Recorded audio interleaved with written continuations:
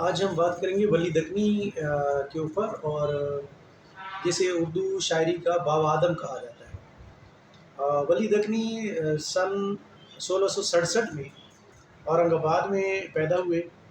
اور ان کی جو تاریخ وفات ہے اس میں اختلاف ہے۔ بعض لوگوں نے لکھا ہے کہ وہ 1707 میں فوت ہو گئے، اوائل عمری یعنی جوانی میں، تقریباً 40 سال کے لگ بھگ، لیکن 44 سال کے لگ بھگ۔ لیکن جمیل جالبی صاحب نے جو تحقیق کی ہے اس کے مطابق،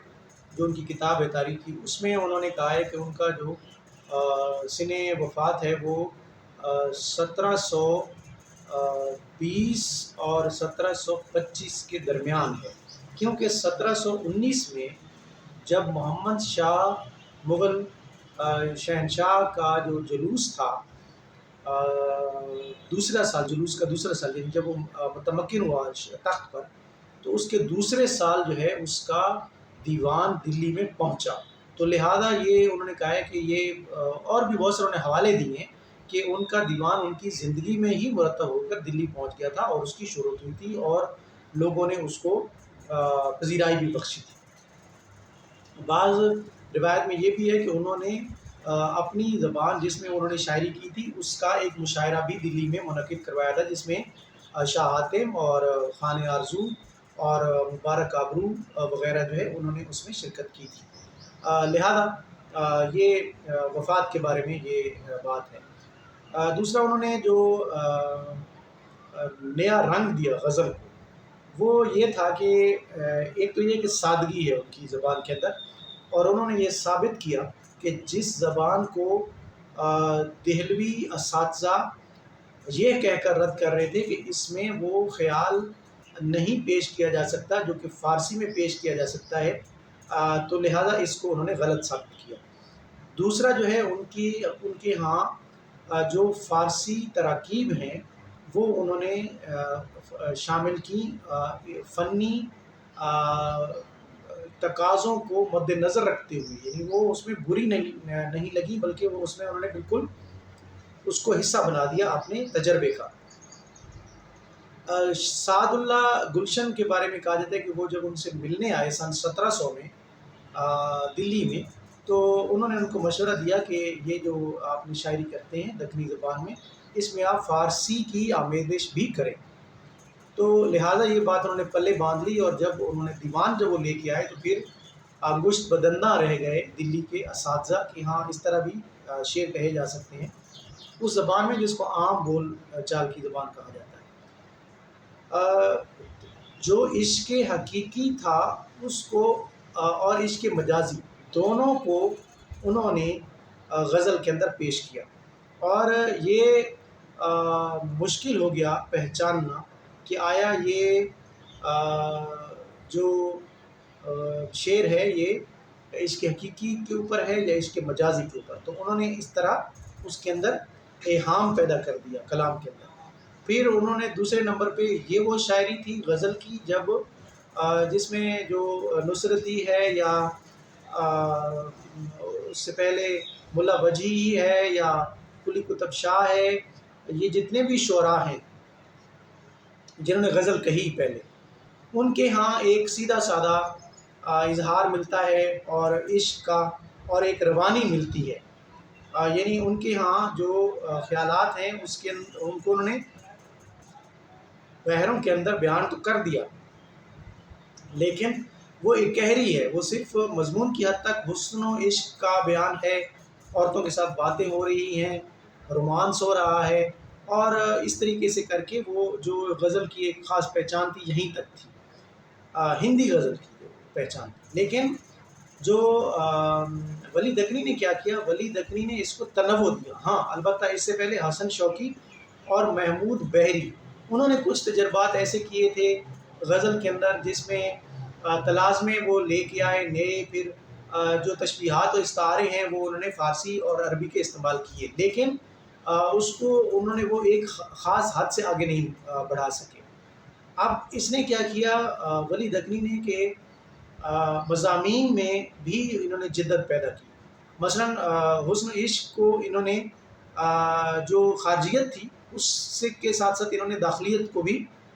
حصہ بنایا اظہار کا۔ دوسرا انہوں نے تصوف کو، یعنی جب انہوں نے ذو معنوی بات کی، ایہام اس کے اندر کلام کے اندر پیدا کیا، تو پھر ایک کی بجائے دو معنی ہو گئے۔ تو اب محبوب جو ہے وہ صرف آپ محبوب کو جسمانی خد و خال والا آپ نہیں تصور کر سکتے تھے، وہ کوئی اور ماورا بھی ہو سکتا تھا کہ جس سے فوراً خیال چلا جاتا ہے عشق کی حقیقی کی طرف۔ پھر انہوں نے تصوف کے جو مسائل تھے وہ بھی اس کے اندر بیان کیے، اور اس کے علاوہ جو انہوں نے فلاسفی تھی زندگی کی، جو فلسفیانہ رنگ تھا وہ اس کے اندر وہ لے کے آئے، یعنی زندگی کی جتنی بھی جہات تھیں وہ ساری کی ساری غزل میں انہوں نے سمونے کی کامیاب کوشش کی۔ اور پھر جو فارسی کی تراکیب ہیں اور فارسی کی جو بحریں ہیں ان کے اندر ہندی جو گیت کی روایت ہے اور جو دوہے کی روایت ہے ان کو انہوں نے اس طریقے سے آمیخت کیا کہ غزل ایک نئے روپ میں سامنے آ گئی۔ تو یوں ہم کہہ سکتے ہیں کہ دکنی جو رنگ ہے اس میں جو مقامیت ہے، اس مقامیت میں ایک رنگ وہ لے آئے دہلوی جو شعراء کر رہے تھے استعمال فارسیت کے روپ میں، اور دوسرا انہوں نے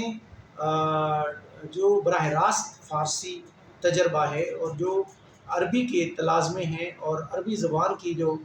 تشبیہات و استعارے ہیں وہ بھی انہوں نے اس کے اندر استعمال کرنے شروع کر دیے۔ تو ایک ایسی زبان جو فقط ایک علاقے تک محدود تھی، اس کے جو امکانات ہیں وہ انہوں نے وسیع تر کر دیے، اور غزل کو انہوں نے زمین سے اٹھا کر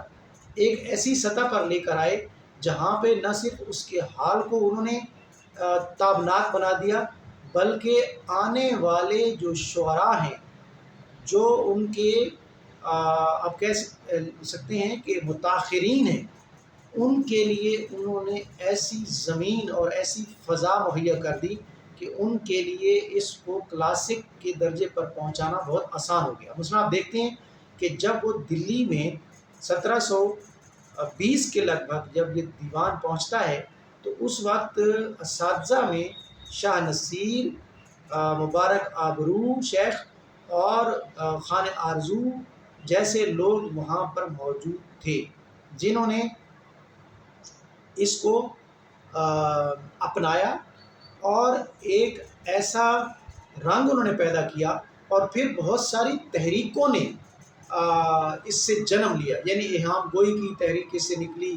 پھر جو صوفیاء کا سلسلہ تھا، یعنی خواجہ میر درد والوں نے جو جس رنگ میں انہوں نے غزل کہی تصوف کے اوپر، پھر وہ رنگ جنہوں نے اپنایا تو انہوں نے بھی یہی کہا کہ ہم نے یہ رنگ ولی سے لیا ہے۔ پھر پیورلی جو حسن و عشق کے مضامین ہیں غزل میں، جو تقی میر کا جو سرمایہ ہے اور جو آگے چل کے غالب اور ذوق اور مومن کی طرف آیا، تو ان کا بھی یہ کہنا ہے کہ ہم نے فیض حاصل کیا اس سے ولی دکنی سے۔ پھر جو دہلویت کہلاتی ہے یا جو داخلیت کہلواتی ہے، دہلوی رنگ یا دبستان دلی، وہ والے جو اندرونی کیفیات کا، جو باطنی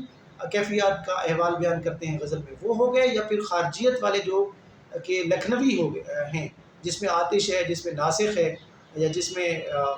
مصفی ہے۔ تو انہوں نے کہا کہ خارجیت والے میں انہوں نے بھی کہا کہ ہم یہ ولی کے کلام میں یہ سارے خواص موجود ہیں، لہٰذا ہم یہ چیز وہاں سے لے رہے ہیں۔ تو اس طریقے سے انہوں نے غزل کے جو مستقبل ہے اس کو انہوں نے تابناک کیا، اور پھر آنے والے صرف 100 سال کے یعنی مختصر ترین عرصے میں، یعنی صرف 3 آپ کہہ لیں